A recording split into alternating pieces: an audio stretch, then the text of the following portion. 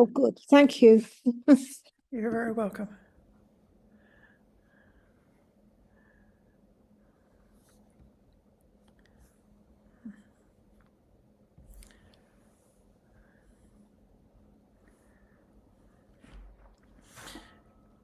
Welcome everybody to this Sunday morning meditation program at the Dhammacharini Monastery in California.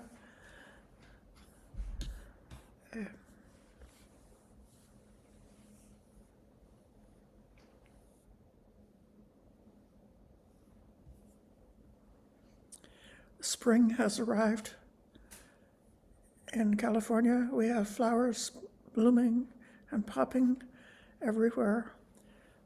And very frequently by the middle of the day, the temperature is very balmy and warm. It's still a little bit cool in the morning.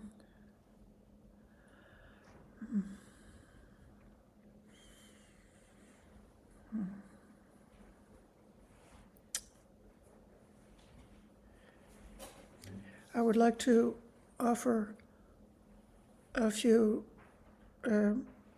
ideas about meditation before we start.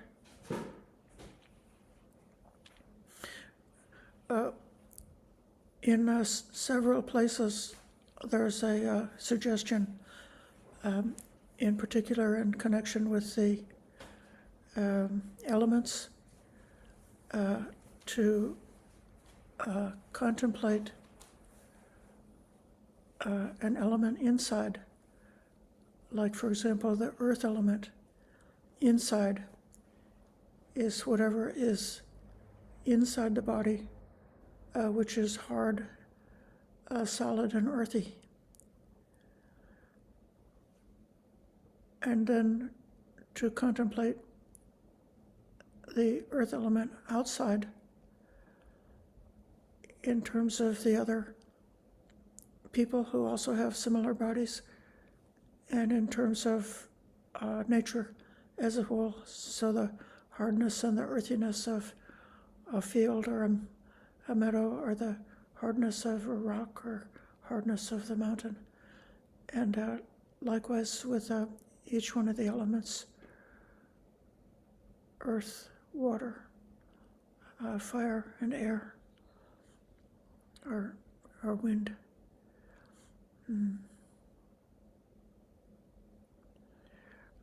Then the instruction is going back and forth, inside, outside, until the only thing that stays in the mind is the idea of the earthiness of the earth element. So the earthiness of the mountain is not any different than the earthiness of one's own bones. The earthiness of creatures that are born from the womb is not any different than the earthiness of our own body. A similar kind of contemplation can be done with all of the phenomena that may arise to our awareness during meditation. So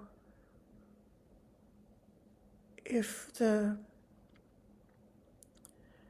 meditation is on a pleasant feeling or pleasant Vedana,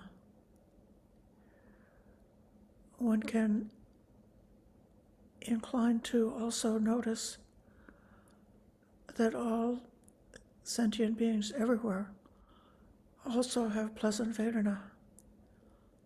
So it's not only my feeling, it's just a universal feeling. Inside and outside is just the same. If some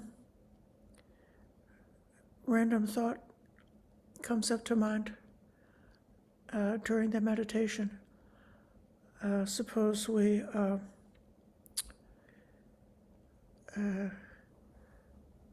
remember something that happened yesterday.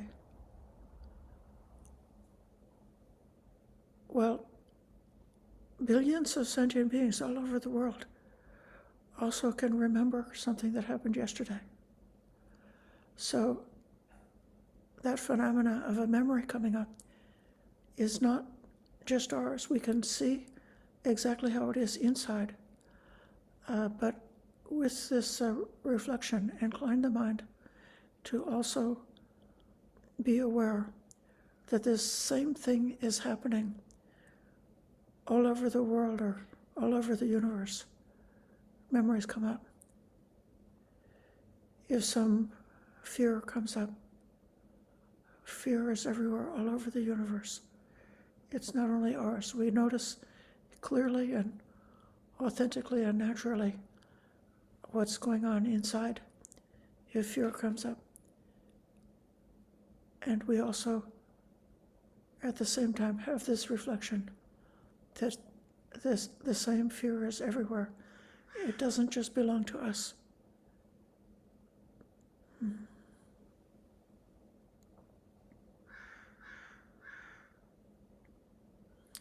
If you were contemplating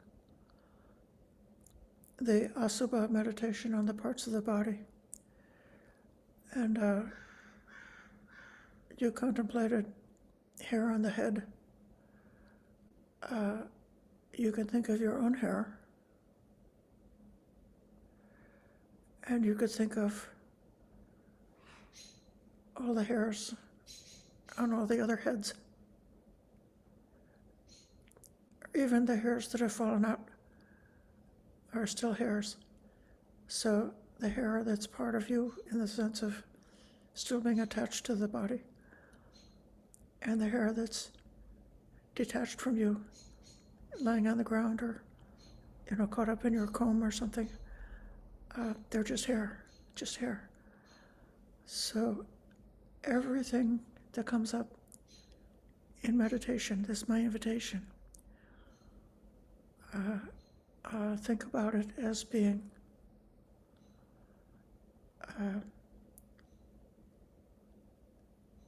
inside, internal, and external,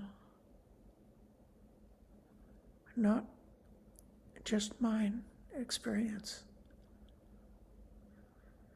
but universally the same among all sentient beings.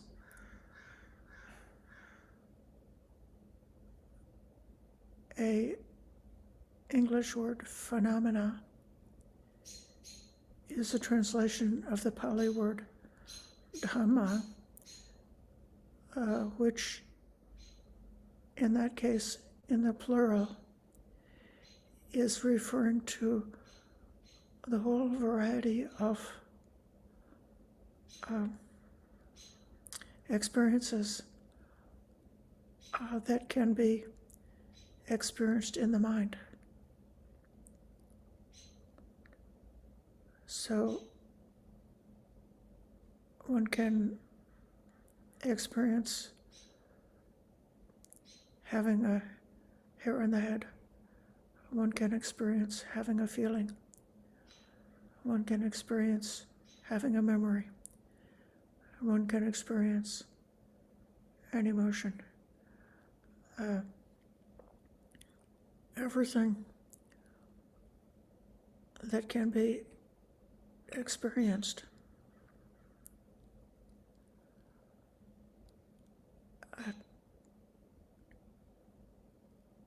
has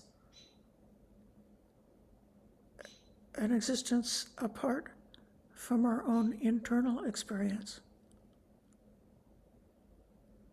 So we're not directly experiencing all the hairs all over the heads all over the whole universe, but those hairs still exist. We're not perhaps directly experiencing the earthiness of the boulders on a mountain, unless you happen to be sitting on a mountain right now and seeing it or touching it. But even without directly experiencing it, those things exist. So what is in our direct experience and what is outside of our direct experience. It's just the hair, just the feeling, just the thought, just the element, regardless of what seems to be the most special, most important, most wonderful part of all the phenomenon all over the world is the one that's happening here and now inside of us.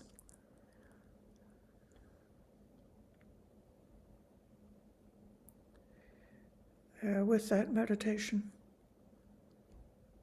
I invite you to let go of self-conceit. Don't think that what's inside you is the most important. It's just is what it is.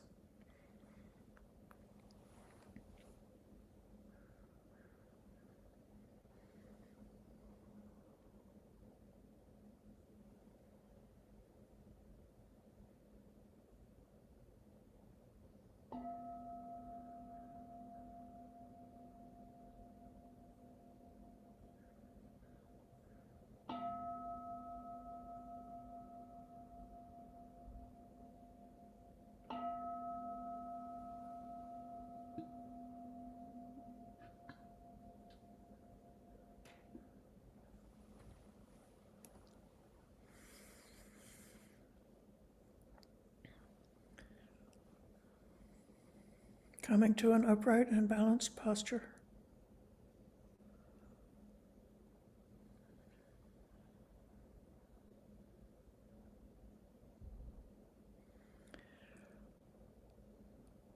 Making the determination to be present for what's arising here and now. Letting go of having the mind wander away from here, or having the mind get caught up and obsessed with the past or the future.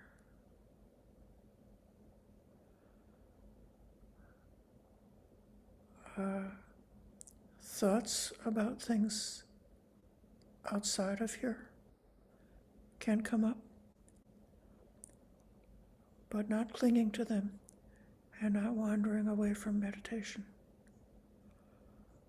A thought from the past or the future, or an imagination about the future. It could come in. Don't worry, it's not a problem if it comes in. But our determination is not to jump on that train and get caught up and get carried away and lose the meditation. Just notice these concepts when they arise in the mind, as long as they exist, and when they disappear.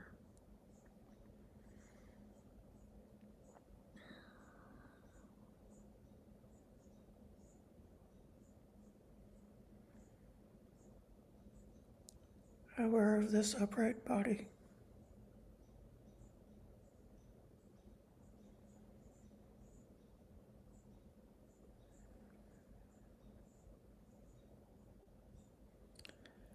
Making the torso and the head balanced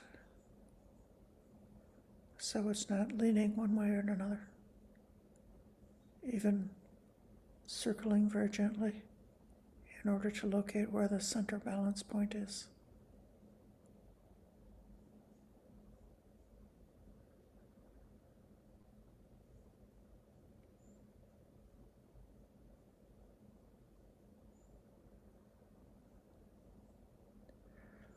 Aware of the material body, the weight of the body, pressing on the chair or the cushion.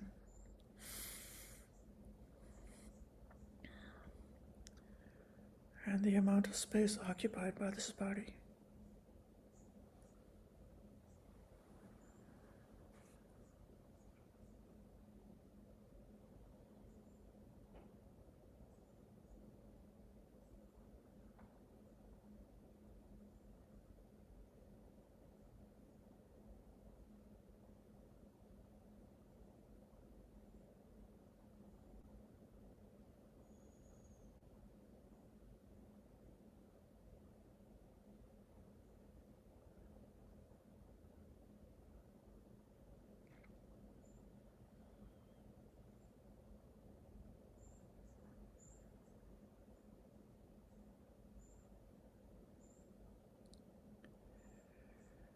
letting the body be still and relaxed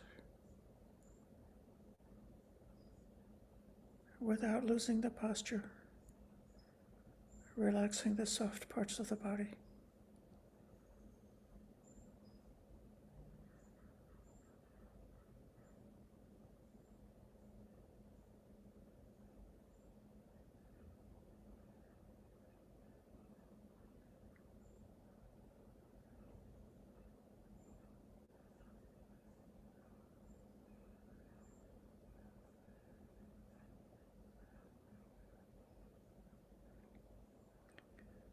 One part of the elements, the earth element, is stable, weighty, like sinking, pressing down on the cushion or the floor, relaxing.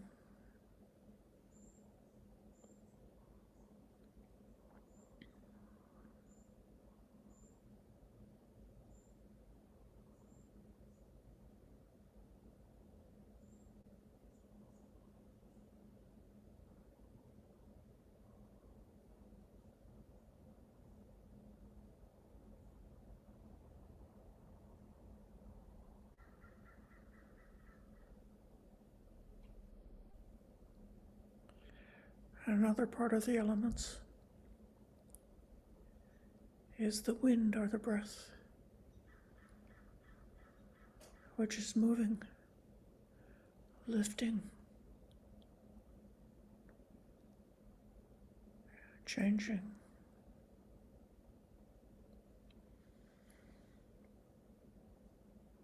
Aware of the movement of breath.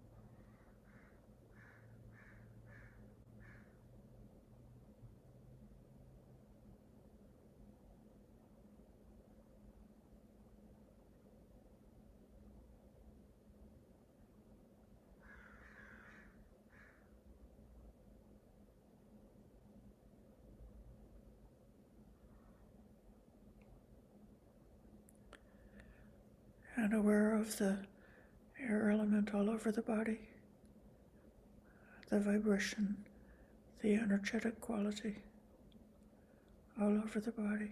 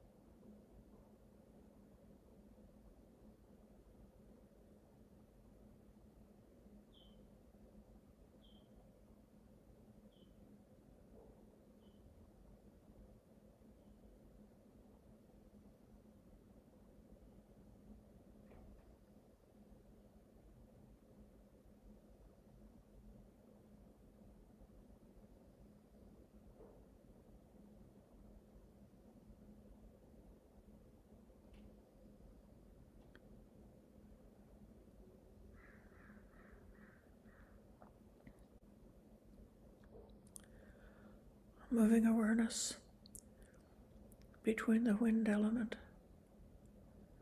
and the earth element. Breathing in, knowing the energy of the wind element. Breathing out, knowing the relaxation and solidity of earth.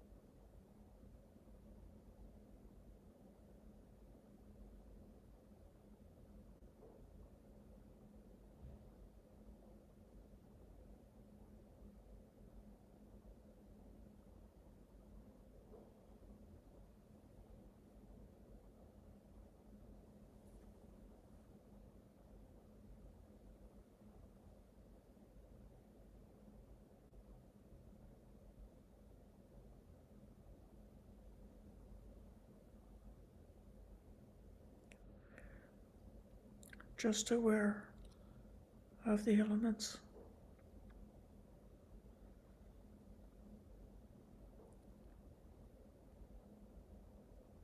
Just like they are inside this body.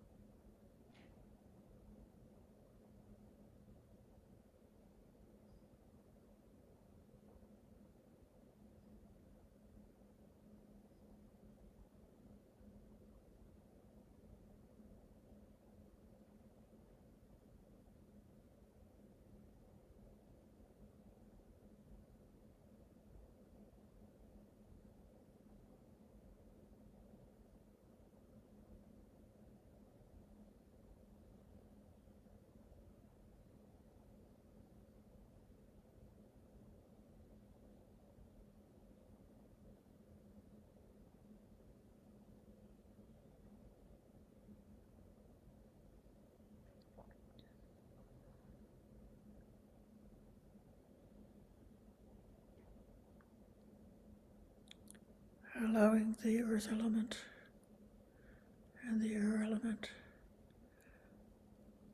any element, to expand, pervade, and fill up the entire field of awareness. So mind is putting the element at the front of awareness, putting it foremost, making the element noticeable.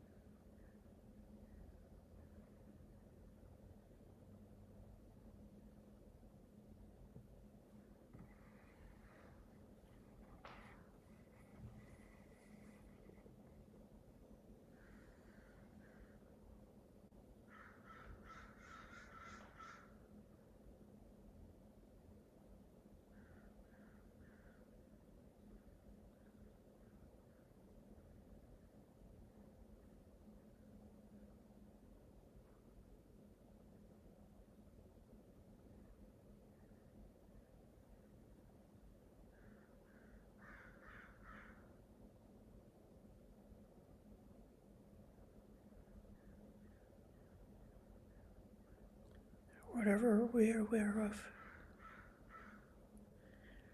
is not me or mine. It's part of the universal.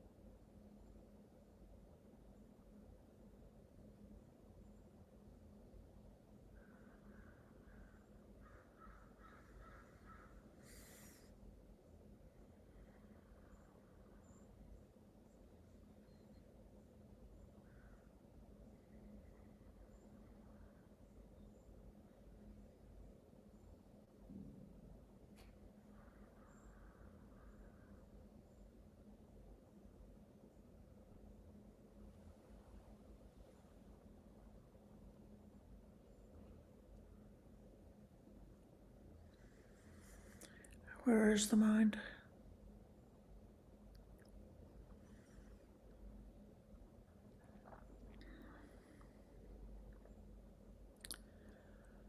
As far as the earth element goes, inside and outside,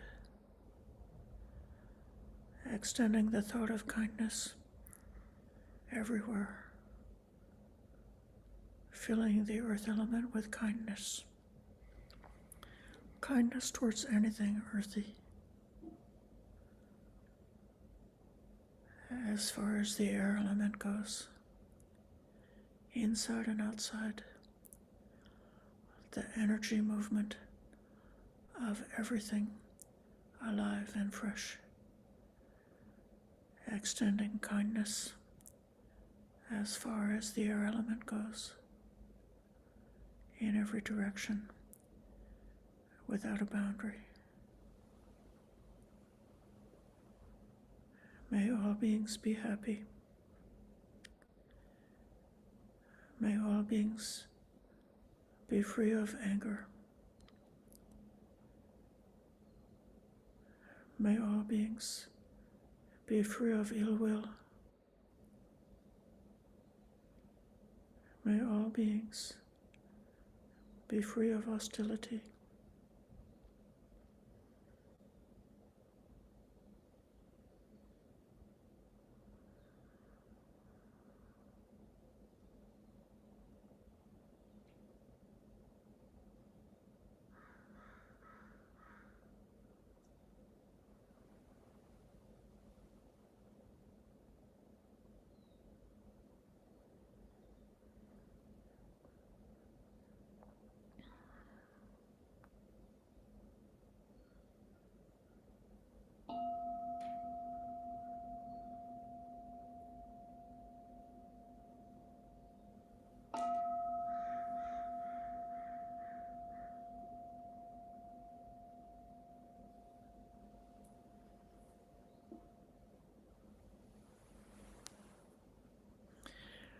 This is the opportunity to ask questions about the instruction I gave, or to give a report about how this meditation is for you. And if you don't have a question or a report, you may speak to give your blessing to all those here in the space. It's the opportunity, both those who are with us on the Zoom meeting, as well as the people who are here in this room at the Dhamma Journey Monastery in California. Now, Ashokala and Maitri.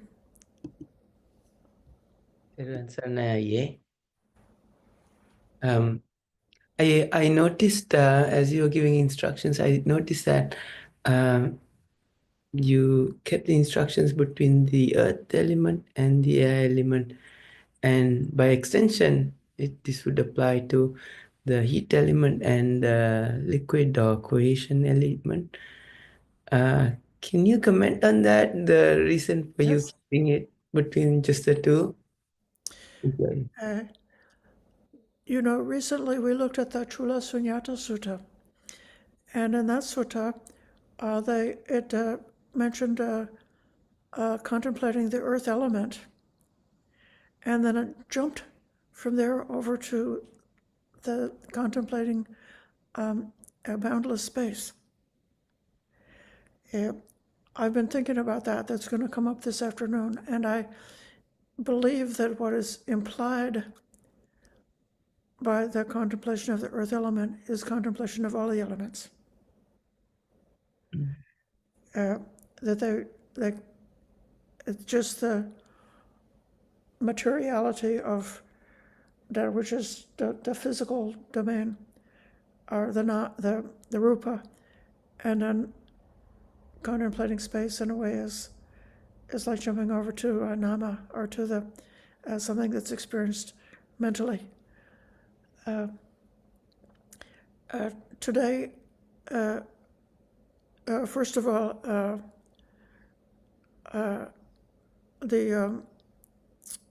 one can only put so many different ideas or themes into a short meditation.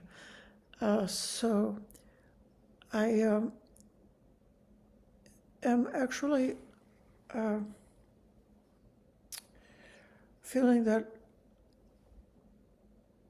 earth and air have a sort of a privileged position for me among the elements because connection with the materiality of the physical body and a way that can support the stability of the meditation is really important and quite universal.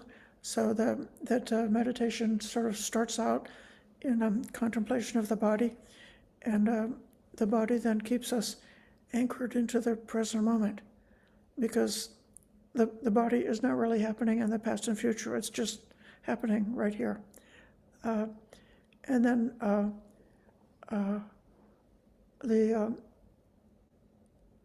so that's sort of associated with the samadhi or the stillness, the concentration part of meditation is sort of represented by the earth element, but then in meditation we also need energy. And so virya, that the lift of energy is essential for meditation. And so just like the air element that sort of lifts up the body and takes us out of drowsiness and brings us into being awake and brings us to impermanence. The breath is the air, and so the breath is one of the most universal themes. So I do feel in a way that just the way that, like metta, very often appears by itself. You don't that often see like a mudita as a meditation theme all by itself. You see mudita as part of the set. And so it was just my decision. I felt that the earth and air could help keep the meditation balanced between stability and energy. Yeah, Thank you, Ayya. yeah. How was it for you? It was good, Ayya. Thank you. Was able to keep my mind between those two. Good. Did notice the absence of the others and wondered a little bit and started thinking about the others also. But Yeah. thank you, Ayya. Okay. And then when you wondered, did you notice that beings all over the whole world question the teacher? And so it's not just my question, that all the other students might have the same question. So it doesn't just belong to you individually. Okay, thank you so much. Thank you, Ayya. Uh, Kolana Chintana. Good morning. I thank you for that wonderful meditation.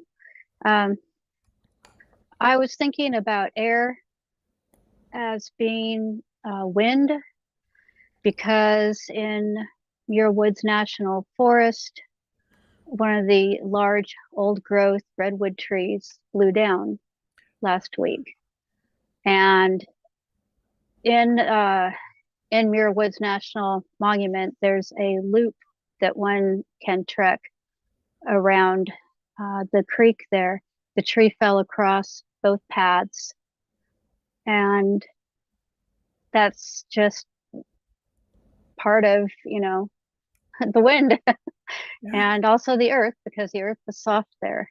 And so it's hard to not get upset over, for me, because I like to see them standing, but they're needed down on the ground as much. So the crews cut it up and added some to the stream there to help with the salmon cultivation.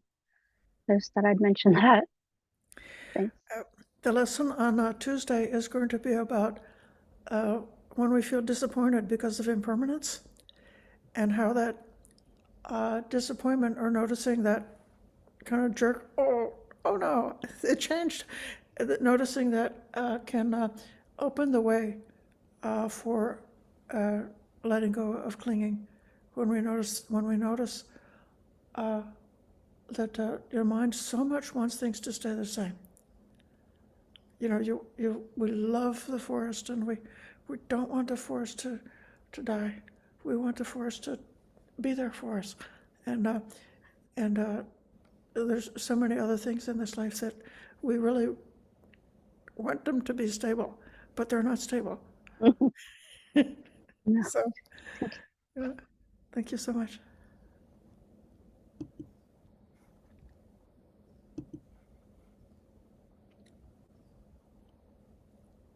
If I may, Yes, Damon. hi. Um, if you could say something about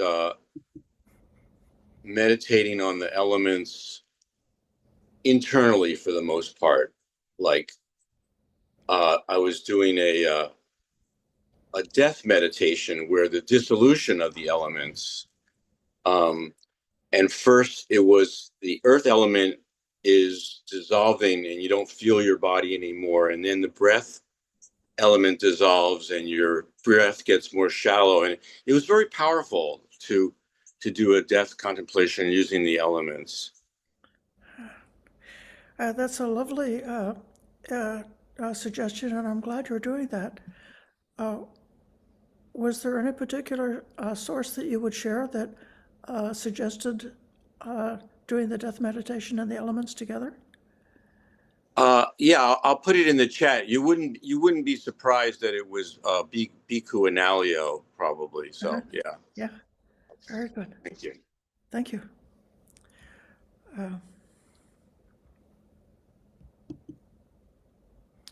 You know, just like when you contemplate the element externally, like in the whole cosmos or the whole world, is the telescopic view from a great distance, and then we come to the body view, which is like this fathom-long body, and then like inside the body, then you can go down to the microscopic level, and the different,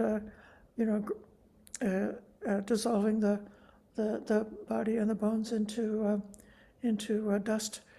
It's like so both ways, all three ways. It's taking us away from the conventional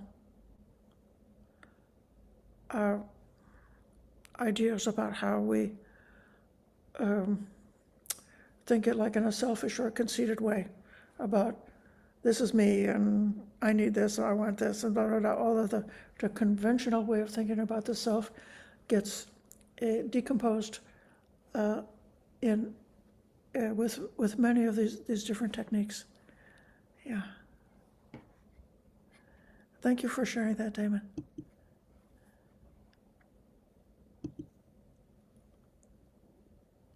Chinthana, are you going to take a second go?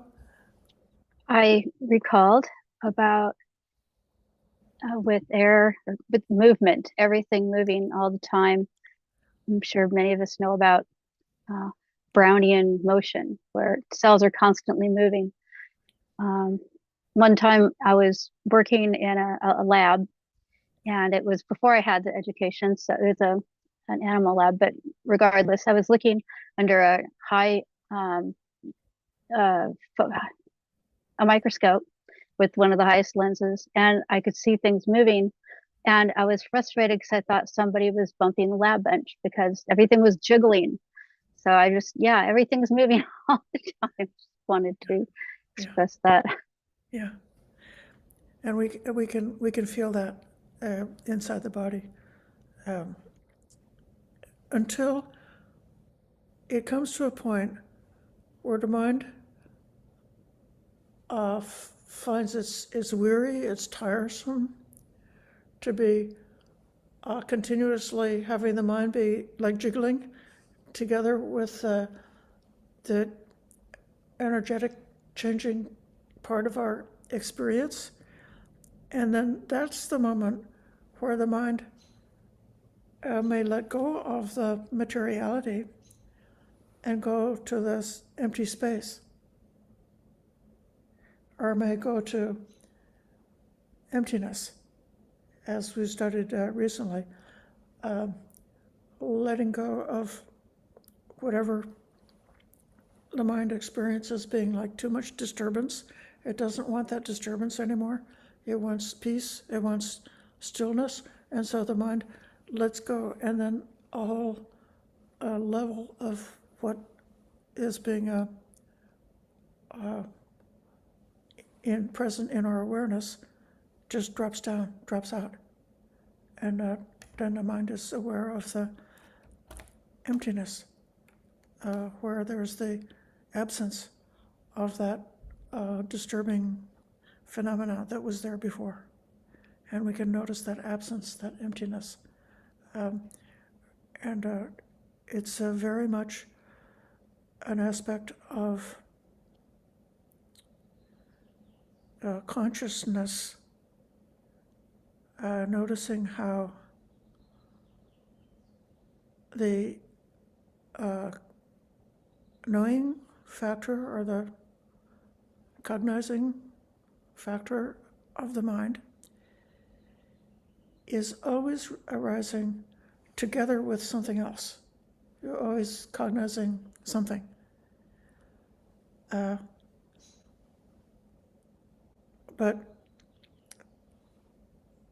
apart from all of the objects that are being cognized, one can infer something at the middle of all that.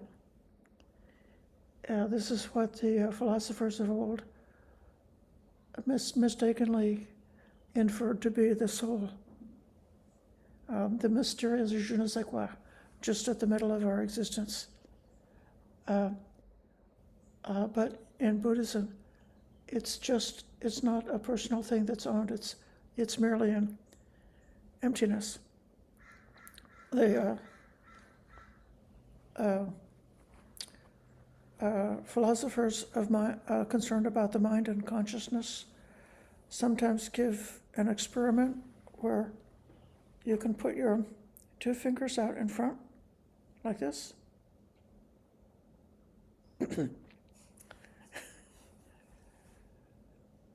And then being aware of those 2 fingers,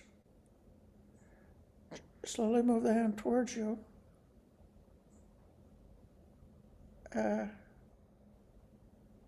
And like you're aware of the seeing faculty, seeing the fingers, and then the fingers go out of the view, and the seeing faculty is still there, but the object went away.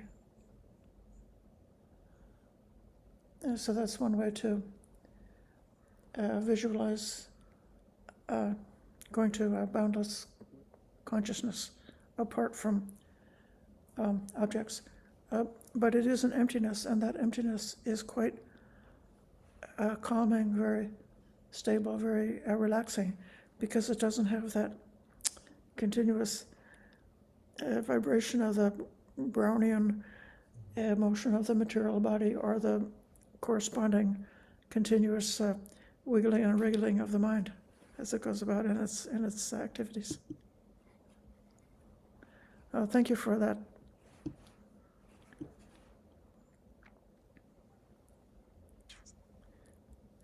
Okay, we've come up to our time. I appreciate everybody's participation and your good practice, your sharing, your kindness, and your sincerity. We can close by giving respect to the Buddha, Dhamma, and Sangha.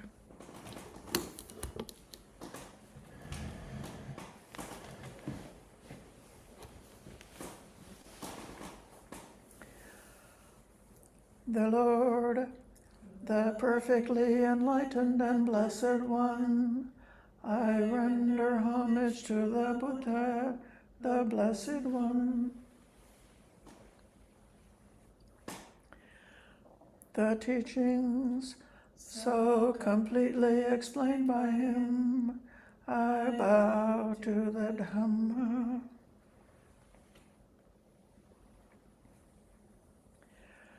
The Blessed One's disciples who have practiced well, I bow to the Sangha.